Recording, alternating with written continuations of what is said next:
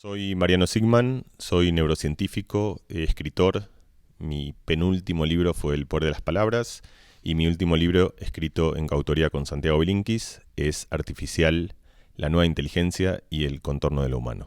Soy Santiago Bilinkis, emprendedor y tecnólogo, también autor de varios libros y contento de presentar hoy en Casa de América Artificial.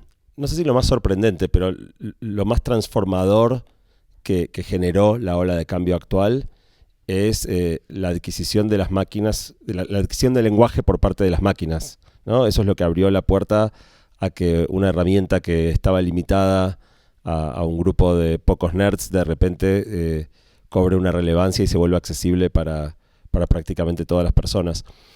Y obviamente poder producir frases coherentes a las personas nos requiere pensar. No podemos producir lenguaje sin pensar. Y de alguna manera entonces esto que las máquinas están haciendo eh, implica el equivalente humano al pensamiento. Entonces de repente nos encontramos con la adquisición del lenguaje con máquinas que, entre comillas, empiezan a pensar. Bueno, en realidad la historia del libro, que la contamos, de hecho, al principio en la primera página, el libro anterior mío era un libro sobre la conversación. Un amigo común, muy amigo nuestro, que es Emiliano Chamorro, un día en donde pasan las buenas conversaciones, que es en los asados y en las comilonas, donde se discuten las ideas importantes, me cuenta como que él tiene un espacio que se llama Baikal, en el que arman cursos y discuten ideas en general, y él me cuenta, esto era en abril más o menos, la fascinación que había con la inteligencia artificial, que para mí además era un tema en el que yo había estado metido hacía muchísimos años, cuando estaba muy lejos de estar de moda y cuando además tenía como una perspectiva muy distinta, porque era casi un esbozo de poetas y de soñadores que se preguntaban cómo sería acaso la idea de poder emular una mente. Sobre todo con la idea de tratar de entenderla, de pensar, bueno, cómo se hace una máquina que decida, cómo se hace una máquina que piense, cómo se hace una máquina que maneje el lenguaje. Y Emiliano, que creo que genuinamente está en el origen de este libro, eh, me cuenta que quizá correspondería al libro que yo he hecho sobre la conversación, aumentarlo a un capítulo que sea conversando con la inteligencia artificial. Pues estas cosas van rapidísimo. La inteligencia artificial, cuando yo había escrito ese libro hace apenas un año y medio, todavía no estaba en la mesa de discusión pública. Yo le escribí a mis editores, les dije esta idea diciendo que me parecía una muy buena idea y me responden los dos en un segundo diciendo que sí, que era una buena idea, pero no para un capítulo, sino para un libro. Y además un libro que había que hacerlo en muy poco tiempo. Y ahí como, de hecho en el libro nosotros hablamos de la intuición y de cómo muchas veces, porque la intuición humana se parece a cómo piensan las inteligencias artificiales, en el sentido de que pueden sacar conclusiones que son conclusiones razonables, pero sin saber del todo bien por qué. Uno después encuentra explicaciones, pero solo retrospectivamente. Y yo ahí como que inmediatamente pensé Santiago, o sea, como que fue, quiero decir, estas cosas de que después uno puede tratar de entender por qué, creo que pero, y me acuerdo, estaba por aquí muy cerca, en un día de lluvia también de Madrid, hablando por teléfono y lo llamo a Santiago y le digo, mira, o sea, te va a parecer rarísimo esto, pero, y le cuento esta historia, que era como, además nosotros hablamos muy esporádicamente, no es que hablamos todos los días, y bueno, o sea, así, este fue el comienzo del libro. Yo creo que además hay una cosa, digamos, la historia, muchas veces pasa esto, que digamos, la historia del libro tiene que ver con la misma narrativa del libro. Una de las cosas que nosotros discutimos mucho es la idea de la autoría y la idea además de cómo la versión actual que tenemos de autoría, como que hay una persona que es la responsable de hacer algo. Por ejemplo, Gaudí es el autor de la Sagrada Familia, pero uno se olvida de los cientos de personas que han puesto piedras y que las han cortado y que sin ellos la Sagrada Familia no sería lo que sería. Y ni que hablar de cuadros que vemos de Miguel Ángel o de otros artistas que ni siquiera los han pintado ellos, es decir, eran escuelas. Entonces esta idea y que es tan propia además de la literatura, de que una obra es de alguien y que necesariamente tiene que ser de alguien, el haber hecho un libro en colaboración con todo lo que eso significa, la pluralidad de ideas, la búsqueda de consenso, el encontrar en las ideas compartidas y a veces incluso en la diferencia de ideas caminos que nunca se nos hubiesen ocurrido. Digamos, todo eso para mí fue un camino muy apasionante y además que era consistente y coherente con todo esto que nosotros contamos en el libro, que es que la colaboración en este caso nosotros éramos dos inteligencias humanas, pero también puede ser entre una inteligencia humana y una inteligencia artificial, lleva a lugares muchas veces únicos y sorprendentes. Sí, sí, la pregunta es si seremos puristas, ¿no? Porque una creación hecha utilizando inteligencia artificial como herramienta no deja de ser una creación humana, ¿no? La inteligencia artificial es una creación humana y lo que nosotros generemos a partir de ella también. Quizá el lugar donde los humanos nos perdemos es si usamos la inteligencia artificial de una manera muy superficial. Si uno le da una directiva muy genérica, el resultado es un resultado propio de la máquina, en general, muy poco interesante. Pero del mismo modo que, por ejemplo, con un instrumento musical, con una guitarra, yo que no sé tocar, puedo agarrar la guitarra, voy a tocar las cuerdas y algún sonido va a salir, pero seguramente no sea nada demasiado atractivo. Y otra persona que sí sepa tocar la guitarra con el mismo instrumento puede obtener una música asombrosa. Esto es parecido, ¿no? O sea, yo creo que posiblemente aparezcan focos de gente que tenga la preferencia por cosas que sean hechas por humanos sin asistencia de inteligencia artificial. Pero creo que vamos claramente camino a la hibridación, ¿no? Del mismo modo que alguno puede tener preferencia por un suéter tejido a mano, pero la mayoría compramos ropa. Digo, a todos nos gusta más tejido a mano, pero cuando llega el momento de comprar ropa, compramos la ropa que está fabricada por máquinas. Bueno, es decir, la inteligencia artificial, justamente nosotros hemos ido automatizando distintas facultades de lo humano, nuestra capacidad de ejercer fuerza, nuestra capacidad de desplazarnos, nuestra habilidad técnica para justamente tejer un suéter, un pullover. Y ahora estamos desarrollando un autómata que lo que puede justamente es instanciar nuestro propio pensamiento. El pensamiento es lo que se entrena y lo que se desarrolla en el colegio. Entonces, esto lo pone en jaque más que ninguna otra tecnología. Y para hablar en términos prácticos y concretos, hay un problema real y un problema urgente, diría, que es que hoy la mayoría de los niños disponen de un dispositivo que les permite hacer prácticamente todas sus tareas escolares.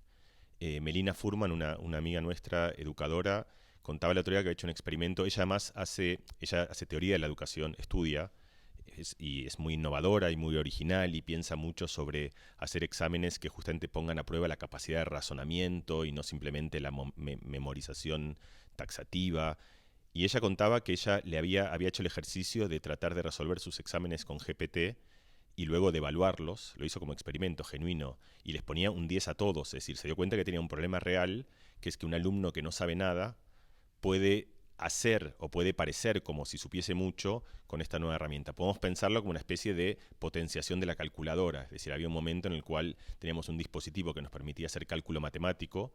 Entonces, si tú querías medir las habilidades matemáticas, tenías un problema porque si tenías una calculadora abajo de la mesa, tú le decías 17 por 4 y te decía 68, pero no lo estaba haciendo mentalmente, sino que lo estaba haciendo con una calculadora. Ahora pasa lo mismo cuando tú le pones, no sé, sobre la resurrección borbónica y que te haga un ensayo en el cual tienes que contarle cuáles son los elementos principales y por qué sucedió y pones realmente un examen en el cual quieres probar comprensión, que un niño que no tiene ni idea de qué se trata todo esto, de hecho podría ser sueco y ni siquiera entender el enunciado, es capaz de entregarte algo que esté perfecto. Entonces, esto es claro que ya pone un problema que es un problema urgente, porque además lo que está pasando es que en la brecha digital de la inteligencia artificial, uno de los principales factores es generacional. O sea, los niños tienen acceso en general a esta herramienta mucho antes que sus padres. A mí me ha pasado, yo tengo un hijo de 13 años, el otro día lo llamé y le digo, ¿qué estás haciendo? Y me dice, haciendo mis deberes con GPT. Yo le dije, ¿qué? O sea, y además como quién ha dado permiso y me di cuenta que es como que se ha vuelto como completamente anárquico y estamos en ese momento en el cual nadie tiene mucha idea de cómo resolver el problema. Entonces, frente a esto surgen un montón de tentaciones. La primera y la más simple es prohibirlo, lo cual parece resolver el problema de plano, salvo que, entre otras cosas, no es práctico. Porque van a encontrar maneras de usarlo sin que lo detectes, es decir, nunca ha funcionado la prohibición taxativa, es decir, se puede reglamentar, hay maneras de prohibirlo de manera razonable, como por ejemplo incluso maneras muy antiguas, volver a la oralidad, es decir, volver a la expresión del cerebro desnudo sin ningún soporte tecnológico, ni siquiera el de la escritura, que olvidamos que es un dispositivo que nos permite aumentar la memoria y que nos permite de alguna manera expandir nuestra capacidad de razonamiento al pensamiento desnudo. Esa es una manera. Pero otra idea es, primero, entender que hay situaciones en las que hay que utilizarlo y situaciones en las que no. Es decir, puedes pensarlo como la misma idea nosotros podemos utilizar dispositivos para transportarnos, pero hay un momento en el cual hay que ejercitar el cuerpo, porque si no llegas a una situación completamente sedentaria en la cual tienes un problema de salud. Y lo mismo nosotros introducimos el concepto de sedentarismo cognitivo, que es la idea, si depositamos todo nuestro pensamiento en un artilugio que lo resuelve, es como esencialmente si vives toda tu vida sentado en una silla, pero en vez de pasar lo que pasaría con el cuerpo, puedes pensar qué pasa con el pensamiento. Y otra idea que creo que es importante en la educación es que hay ciertas cosas que hay que hacerlas en un momento y otras cosas que hay que hacer en otro momento del desarrollo educativo. Muchos artistas cuentan, por ejemplo Picasso contaba y tantos otros artistas, que tú puedes pintar figurativo, impresionista o cubista, pero tienes que haber pasado por un momento en el que sabes dibujar una cara y tienes que haber pasado por ese estadio. Luego haces lo que quieras. Lo mismo vale por un niño. Un niño hay un momento en el cual quizá esté bien que aprenda a trabajar con GPT porque es una herramienta que le multiplica su pensamiento, pero hay un momento de su desarrollo en el cual tiene que haber pasado por el ejercicio, por el esfuerzo de tener que hacer una redacción solo, sin ninguna ayuda, sin ningún soporte, sin ningún medio. Entonces, todas estas cosas se irán resolviendo. Tenemos ideas, tenemos pautas, pero lo que tenemos en este momento es un gran lío, porque tenemos una herramienta servida sobre la mesa sin mucha idea de cuál es la mejor manera de usarla. Creemos que hay muchas más oportunidades a corto plazo que amenazas. Y el libro trata de rescatar el valor y las oportunidades que se abren con la incorporación de estas herramientas en la vida, pero no le escapa al tema de los peligros que pueda haber a un plazo más largo.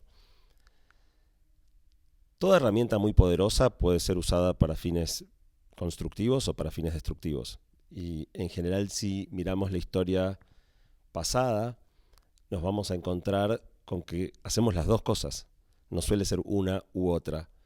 Y probablemente algunos actores utilicen la inteligencia artificial para producir daño y sea, digamos, de nuevo, es una herramienta muy poderosa, mal usada puede causar mucho daño. Por eso creemos que es fundamental que más personas se sumen a la discusión, que más personas entiendan de qué se trata.